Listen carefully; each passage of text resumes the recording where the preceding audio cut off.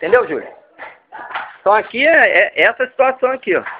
Que as pessoas estão aí trabalhando. Todo funcionário, estou fazendo requerimento agora na Câmara, na verdade, o que a gente quer é garantir direito. Ninguém está aqui querendo tirar direito, pelo contrário. Vocês têm que estar com carteira assinada. O contrato que a Rotac fez com a Prefeitura de Fronteira fala isso claramente. Eu tenho cópia do contrato hoje.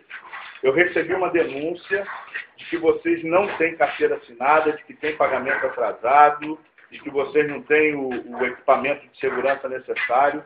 O Samuel foi muito gentil com a gente ali, mas ele não é o dono da empresa, então tem coisa que ele não pode responder, a gente não quer nem que ele se comprometa.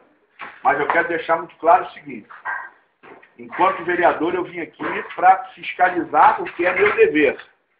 E se a carteira de vocês não está assinada, ela vai ter que assinar, senão a obra para.